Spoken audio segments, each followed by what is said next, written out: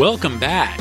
This is On the Block with Bryce. I'm your host, Bryce Castle. Sorry we missed you last week. Sometimes that's just the way it goes, but we are back, and you are back, and I am grateful, and hopefully you are at least somewhat grateful as well. Let's dive into today's episode. And I want to start by posing a question to you. If you had to describe 2020 in one specific singular theme, what would it be? No doubt 2020 has given us its fair share of just absolute insanity. I'm sure there's a lot to choose from, but if you only had one, what would you say the theme of 2020 is? Would you say coronavirus? Would you say Donald Trump? Would you say racism or rioting, Black Lives Matter? Would you say election or Joe Biden? Would you say catastrophe or maybe clusterfuck? Or maybe my favorite, catastrophuck? Those are all great contenders, of course. However, I think it's something entirely different, and I think that in 100 years from now, when historians look back, they're going to agree with my sentiment. If I had to find one singular theme for the year 2020, it would be exploitation. I think 2020 has been the year of exploitation. Lots of it, plenty to go around, and plenty more where that came from. And I do mean plenty, since this year has started, almost everything under the sun in this country has been exploited to such an extent that even Apple and Nike would get down on their knees, jaws to the floor in awe at the massive exploitation efforts done by just about everyone out there in a position to when it comes to the American public and things abroad. In the year 2020, we have seen your trust be exploited. We have seen fear be exploited. We have seen truth be exploited. We have seen children be exploited. Joy, politics, race, and racism have been exploited. Chinese people of a certain religion exploited. Death and the justice system completely exploited. Positions of authority, dependence on reality itself, and the very ideals of the American way. All brutally exploited, many times past the point of recognition, all in the name of some sycophantic Orwellian-esque reach for power, relevance, and control. And we are going to talk about a couple of those things that have been exploited. Not all of them, unfortunately. We don't have time. That would take 6, maybe 7 shows to talk about all of them, but we are going to get to a few very important ones that I hold near and dear to me, that I think are the most relevant, that I think will continue on past 2020, even when most of this is behind us and seen more or less as a historical phenomenon or a hiccup within history rather than an ongoing problem. And we're going to talk about the ones that I think are an ongoing problem. So our first ongoing problem that we aren't talking about enough, that we need to be talking about, is the Chinese government and their treatment of their Uyghur Muslim population. Now, if you haven't been following me on Facebook, because why would you? I'm not very popular, nor am I very likable. But if you had been following me on Facebook, you would have been privy to the news. For the last few months now, the Chinese government has rounded up hundreds of thousands of their Uyghur Muslim population in West China. You know West China, the area that the Disney Corporation recently thanked for allowing them to film their live-action Mulan there, while at the same time condemning Georgia for their pro-life stances, saying that they won't film in Georgia anymore until they change their stance on anti-abortion. Now, the funny thing about Disney filming in West China is you'll notice that all their shots had to be tilted to the left just a little bit. Why? Because they didn't want the new concentration camps that West China had been building for their Uyghur population in the shot of Mulan. That would kind of fuck up their domestic dollar count, I would think. Now, according to an article at Daily Mail, China's vast network of re-education camps and prisons where hundreds of thousands of Uyghur Muslims are detained is growing, new Australian mapping project reveals. So apparently, Australia sent a satellite above China to watch the progress of the re-education camps being built, and it's a fascinating 20-second video of 1 or 2 buildings turning into hundreds of buildings, like literally hundreds of buildings, over 300 of them, where over 100,000 people are being held, all for the great sin of being Muslim in China. According to all available sources, these re-education camps are designed specifically to not only strip Uyghurs from their land, but also strip them of their language and culture, forcing them to adopt not only the Chinese language, but the Chinese culture as well, up to and including total obedience of the dictatorial Chinese government. But of course, the fun doesn't stop there with the Chinese government. It's also been reported that these Uyghur Muslims have been subjected to forced sterilizations, dropping the birth rate by 120,000, or 1/3 of their population, since these camps started springing up. Now, of course, I don't need to tell you that this is an example of cultural genocide. It is a horrific, disgusting, immoral practice that most of the world has banned and deemed illegal, and rightfully so. However, China didn't seem to get that memo. And like a terrible infomercial at 3 o'clock in the morning on Channel 10, but wait, there is more. Along with forced sterilization and being robbed from their very culture in these detention camps, the Chinese government has also included torture among the many practices at these horrific places, which I guess should come as no surprise to anyone. It is China, after all. This is the same government and country that decided to cure their AIDS problem by rounding up all the prostitutes who had HIV in the 80s, take them out to a field in front of a big hole, and shoot them all dead and bury them in the hole. So, more great stuff on China's end. And guess what? There's more. Apparently, these re-education sessions take anywhere between a few weeks to a few months, but some people are just tough nuts to crack. Some people are just not adhering to the forced implementation of a culture that is foreign to them. Some people, even after being tortured and sterilized and having their culture and home robbed from them, they're just not getting it. So the Chinese government has upped the ante for these particular individuals by taking them out of the concentration camp and putting them in a maximum security prison where they will stay, arguably, probably, for the remainder of their lives. Now, of course, the Chinese government is trying to put a spin on this, saying that in the interest of national security, they had to round up all these people because they represented some sort of terrorist threat to Western China. But of course, this is also the same government that didn't mind starving half their people in Mao's Great Leap Forward in the 50s and 60s. This is the same government whose solution to the HIV problem was rounding up all the Chinese hookers, driving them out into the middle of a field, shooting them all dead, and burying them in the mass grave. This is the same government who is willing to take you simply for telling a joke about a cop or a government official and send you to a forced labor camp indefinitely. So when China says that they needed to do something for the purposes of national security, we know it's full of shit. The truth is, the Chinese government for the last at least 70 years has always been about eradicating issues that they find to be problematic, up to and including people. This is the same government, for Christ's sake, that tells people that if they have a baby girl, if a woman gives birth to a baby girl, that they are to leave them out in a dumpster or out in the sun where the baby just starves to death and falls victim to the elements. This is a barbaric government with barbaric practices, so I don't want to hear shit about national security. So unfortunately, the Chinese government had one more horrific trick up their sleeves when it comes to the Uyghur population in these concentration camps, and this one I saved for last because this one directly affects us. And when I say us, I don't mean Chinese-U.S. relations. I mean you, I mean me, I mean everybody listening to this show right there at their front door of their homes. Part of the re-education process in these concentration camps for Uyghur Muslims in Western China is forced labor. Now, I'm not talking forced labor camps. Technically, that is considered imprisonment. I am talking about actual factory line forced labor. I am talking about, of course, slavery. The Chinese government has rounded up hundreds of thousands of Uyghur Muslims and enslaved them. Free labor is enslavement. And that is what's happening here at these concentration camps. These Uyghur Muslims have been enslaved, and they are being forced to make goods and products that go all around the world. And of course, this includes the United States of America. It has been reported Apple, BMW, Gap, Nike, Samsung, Sony, and Volkswagen are some of the many companies that now have slaves working in their factories. Factories that make products that ship over here that we buy. When we buy products from these companies right now, there is a very good chance that we are financially supporting a slave institution. Now, many of us have known for years that our dollars unfortunately support sweatshop labor in China and other such countries, but this is enslaved labor. Think about that for a second. The United States of America, who fought a civil war to end slavery, is now potentially funding slave labor by buying goods from China. So you might want to think about the next time you buy an iPhone, because the next time you walk into that Apple store, that phone that is brand new on the shelf may have been made by not only a slave, but a slave that had their culture and language robbed for them while they were sterilized and forced into a concentration camp for re-education purposes. This is no joke.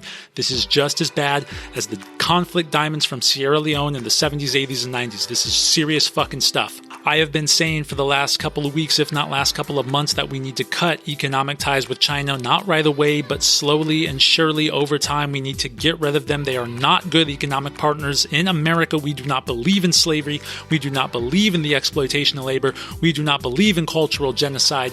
We believe in freedom and prosperity and free association and wealth and capitalism and go-gettership and ingenuity and adventurism. We do not support this kind of behavior in America. We should not financially support it via China. Now, I'm an answer man. You know me. I like to not only present a problem, but I also like to point out a solution. Like I said, this is not something that can be done right away. In fact, I'm not expecting you or anyone to go out and say, I am no longer buying things that are made in China. That is a virtual impossibility, unfortunately, as it stands right now. All of us, unfortunately, are part of that very hypocrisy, but it is out of our hands. There is nothing we can do about it. We didn't do it. We didn't start it. We didn't promote it. We are just stuck with it. There's nothing we can do about it in the short term. Let me clarify. There is nothing we can do about it, you or I, in the short term. However, each of us can do something in the long term, and I encourage each and every one of us to do so. You see, every city, every state, every town has these parasitic little half-human, half-worm-like creatures that we call elected officials or politicians. We all have them. We need to go to them. We need to go to our representatives and ask them to finally do their job for once. And we need to bring forth this information and say, listen, we do not want to sponsor slavery. Go to Washington, represent us as our voice, what we fucking elected you to do, you useless, pathetic son of a bitch, and go make noise so that we can break away from China in 20, maybe 30 years from now. If we're not going to break away, then at least sanction them so heavy that they are forced to turn these barbaric 15th century style practices around so we no longer have to fund the stupid, horrific shit that they do. That's what we can do in the long term. That's what all of us should do in the long term. It doesn't take much anymore. An email, a letter, even a shout out on Twitter at your slimy, greasy, good-for-nothing, low-life elected official. Hit them up, make them do their goddamn jobs.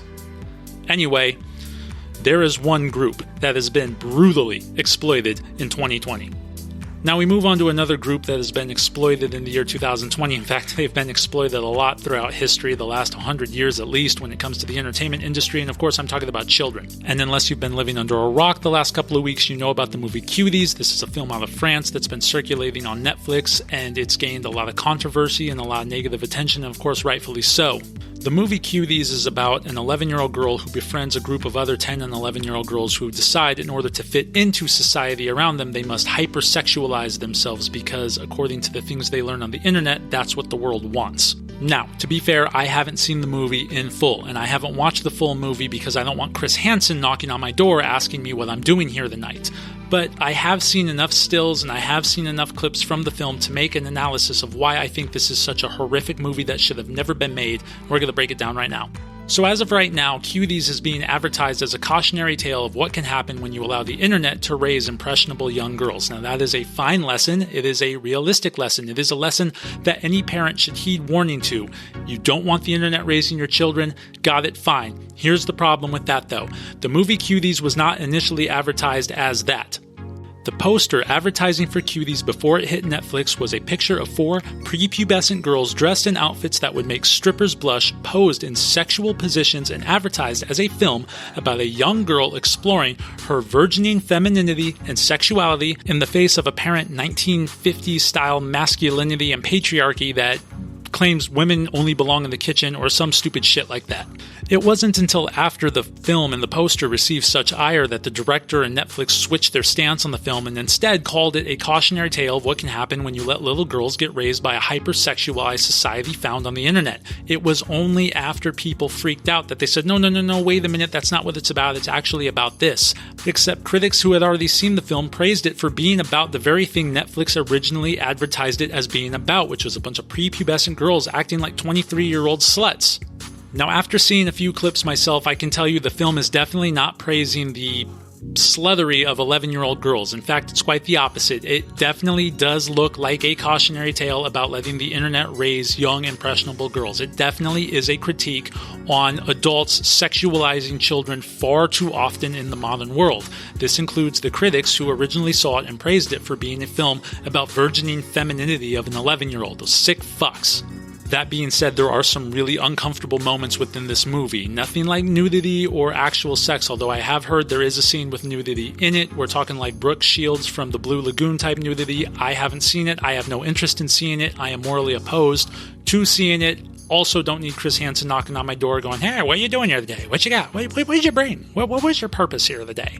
Don't need it, don't want it, morally opposed to it. However, the scenes I did see included the main character taking pictures of her genitals and posting it online. She also tries to seduce her cousin into sex in order to avoid getting into trouble for stealing his phone. There's all the explicit sexual choreographed dances that the girls do while dressed scantily clad. There are a lot of innuendos and things they talk about. There's a scene where a girl is playing with a used condom. It's really gross, it's really fucked up, it's really horrible. Not to mention the fact that the director, for whatever reason, could not avoid every time the girls are dancing, zooming in very uncomfortably to the girls' crotches as they are doing these sexualized, hyper-sexualized dances. It's just about every dance you are zoomed in on the crotch area as they're gyrating. May I remind you, these are 10 and 11-year-old girls. However, even with all that said, again, this is a film criticizing the sexualization of children, which we do see a lot of in cultures all over the world. Of course, we know we have this Jeffrey Epstein thing where rich billionaires and millionaires can go to this private island and have sex with underage girls. This is not a new story when it comes to Hollywood. There have been stories like this out of Hollywood for 100 years. There's that motherfucking sicko from England, Jimmy Savile, who recently died, who had a pedo ring going that the royal family knew about, that certain people of the government supposedly knew about. Children are sexualized just about every way. Even on fucking Pornhub, for Christ's sake, you go on it and they have these fucking like stepbrother, sister things where it's definitely alluded to not only incest, but also that these are underage kids. Now, they're not really, but it's alluded to that. It's part of the fantasy. They don't stop saying it throughout the videos. It's really bad and it's rampant and it's everywhere. So to say that this is a critique on that, the film definitely is that. Here's the real problem, though. When you make a film criticizing the sexual exploitation of children in the modern day, and you use actual children to showcase these issues, you haven't actually critiqued sexual exploitation, you have participated in the sexual exploitation of children. You took a group of little girls off the street, you stuck them on a soundstage, you stuck a camera in front of them, you dressed them up in scantily clad outfits, and you taught them how to dance in a very hyper-sexualized way. Dancing that they had no idea how to do. I got every dime I have ever owned on it. They did not know how to dance that way until you taught them how. And you say you do this for artistic expression, as an artistic critique of the problems at hand. Now imagine for a second, now I'm talking to everybody now, imagine for a second you found out your neighbor did this. You found out that your neighbor took a bunch of girls off the street and stuck them in his garage and taught them how to dance like strippers and filmed it happening. And his defense was, well, I was doing it for the art. I was doing it for the critique, It wasn't, you'd say lock him up and throw away the fucking key, but some French director does it and puts it on Netflix and somehow it's okay? No. This is a two-way street here. If it's wrong for your fucking neighbor to do, which it is, by the way, it's definitely wrong for this lady, this director, to do. It's horrible. You don't get to criticize a situation by creating more of the situation. You're not making, what are you doing? Making some sort of artistic sacrifice at the expense of these young girls who never knew anything about this stuff, I'm willing to bet? Or at least only heard about it in like a offhand kind of way and had no idea what it was until you taught them how to dance that way. And of course, this is nothing new, though. I mean, let's be real. Little Miss Sunshine had a very scene just like this. I liked Little Miss Sunshine up until that last scene, and then I was so disturbed. I saw this is actually an awful movie. It's like an 8-10-year-old girl up there dancing like a stripper in this outfit, and everyone thinks, oh, it's hilarious because she's a chunky girl. No, it's disgusting. That was a young girl. That was a adolescent. What's wrong with you? A couple years ago, I saw the movie Good Boys, that Seth Rogen film, which these kids are running around watching porn and putting anal beads around their neck because they think it's a necklace, and everyone's laughing. It's like, guys, you do realize that a bunch of grown-ass adults took a bunch of children, put them on stage, put a camera in front of them, gave them sex toys, and said, here, play with these. In the movie Good Boys, I watched a 12-year-old put a ball gag in his mouth. That's gross. That's taking an actual... It's not like you're telling a joke, right? If you were telling a joke, or if your kid accidentally finds your sex toy and it's embarrassing and you hide it and thank God that they don't know what it is, those are different because one's a joke, it's not real, and one, although it is a real life situation, it's quite common and it's part of the real life and you have to deal with it. But in Good Boys, this was an orchestrated, well-written, well-planned thing in which they deliberately took a 12-year-old and put a ball gag in his mouth for the purposes of adults being able to laugh, and it's really, really gross. Even if this was like a written story, like a book, like in Stephen King's It, where he wrote about a 12-year-old getting gangbanged by all her friends, yeah, it's off-putting, but it's a book. It's not real. It's fiction.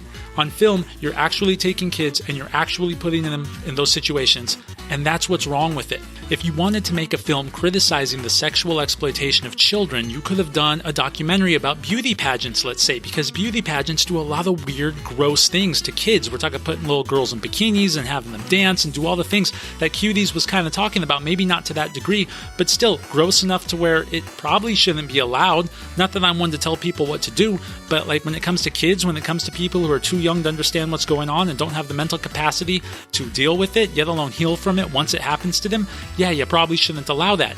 You could have made a documentary about that because it was already happening.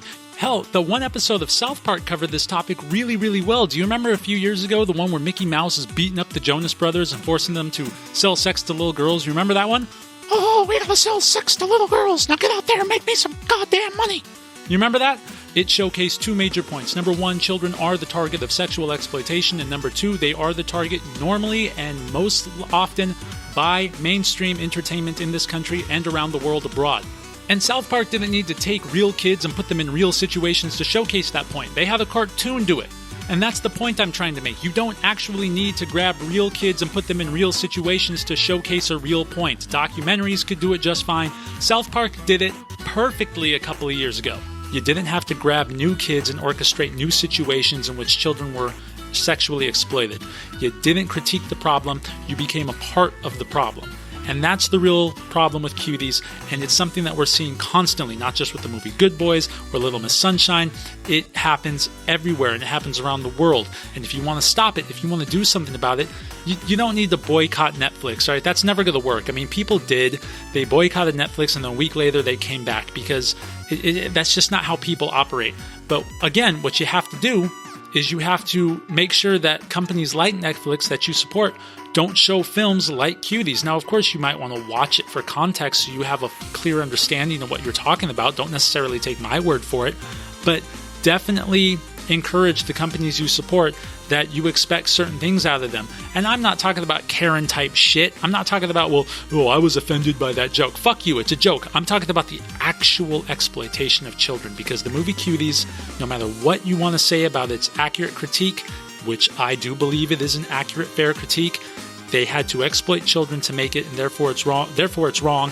And children are yet, again, and continuously still, in our culture and abroad, highly exploited in 2020. Moving on to something else that's being heavily exploited, let's talk about coronavirus. Yes, that thing, you may have forgotten about it. I know there's a lot of riots going on. The country all of a sudden is more racist than it's ever been. There's a lot of that in the news.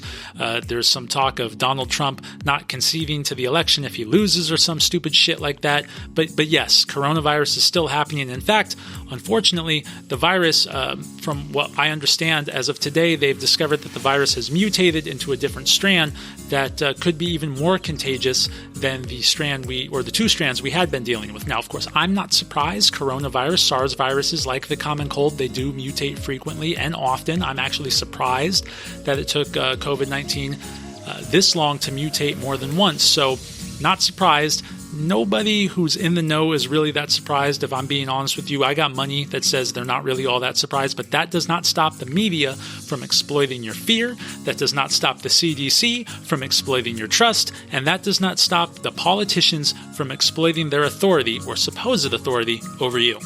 Now, this could be a whole episode in its own, but I just wanted to compress a few of my thoughts I had on this issue. In my opinion, COVID-19 at this point is a dead horse that has been beaten absolutely to death. It's been beaten into mush and pulp by now. And of course, this comes at the expense of the American people on many different levels, and we'll start with the CDC and your trust.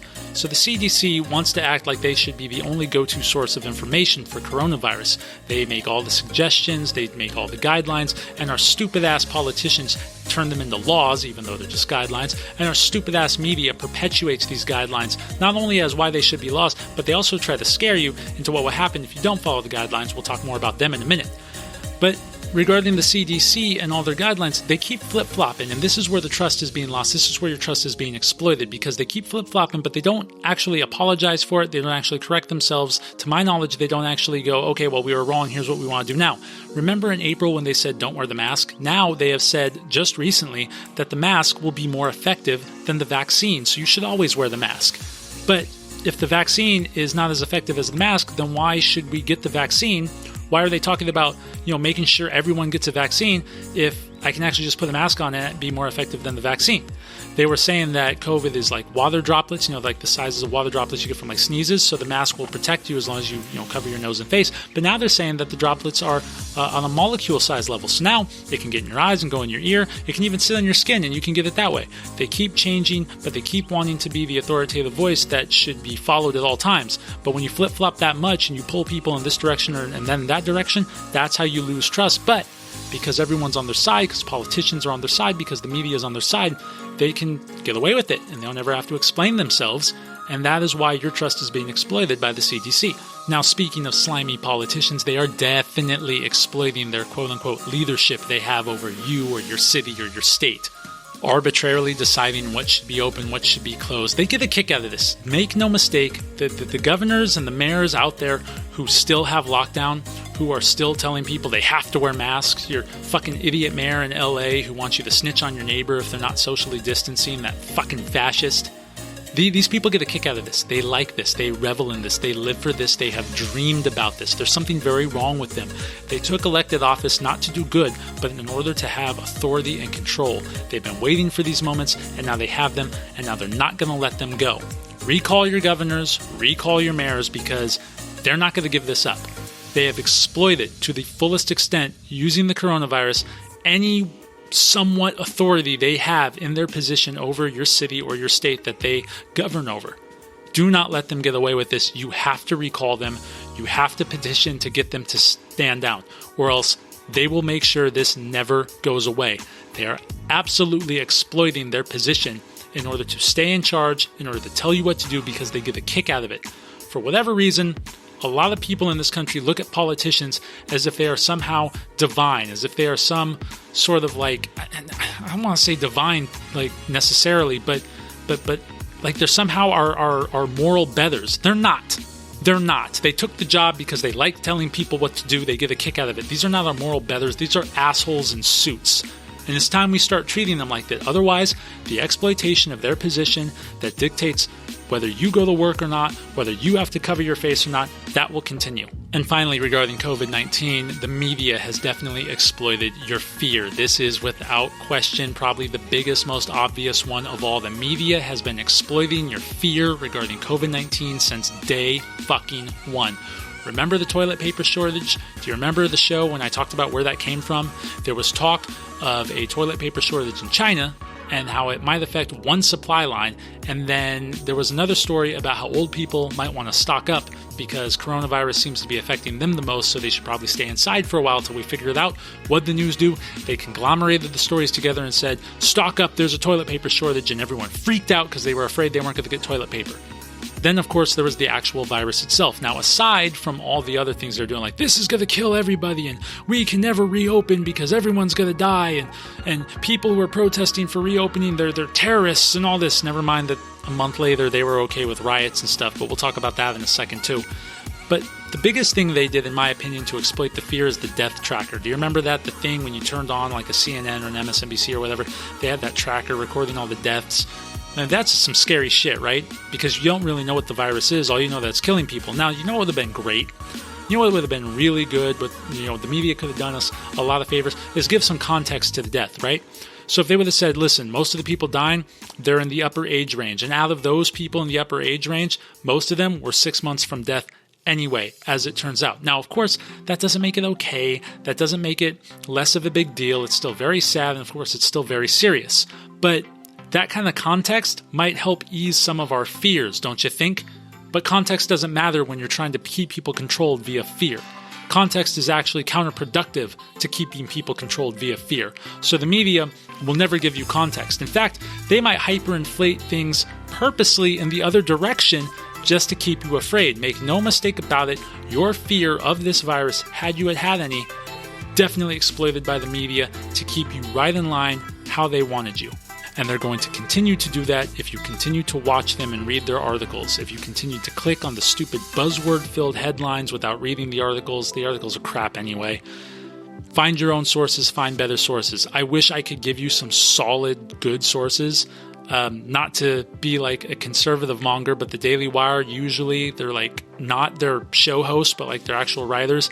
They usually tell pretty straightforward stories. Forbes usually is okay, usually.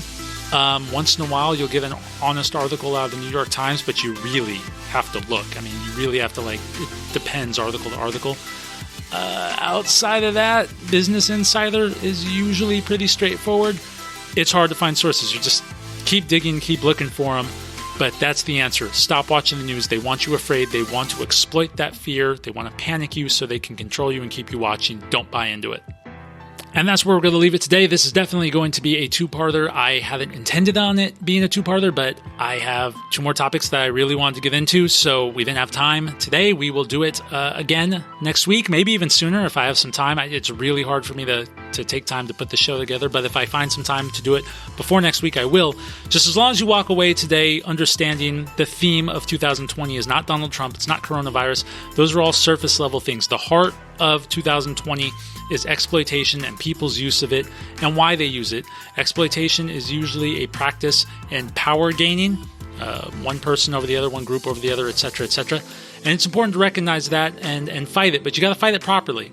You can't just cut off the head because it's like a hydra. You cut it off, 7 more are going to grow. You got to get to the heart of the issue, and that's what we attempted to do here today. Hopefully we made some progress. We will be back next week, maybe sooner, making more progress in the issue of exploitation and the 2020, because that is definitely the theme of it. So I hope you had a good weekend. I hope you have a great week, and we'll catch you next time on the blog. Thanks so much. If you enjoyed today's episode, be sure to hit that like button and subscribe to stay up to date on all our latest releases. Also, be sure to share this with your friends and help spread the word. Got something to add to the conversation? Let us know all your thoughts in the comments section. A link to the music featured on today's episode can be found in the show's description. On the Block with Bryce was recorded at Beer and Bourbon Studios, Maricopa County, Arizona, and is a Jerk Cat Entertainment production.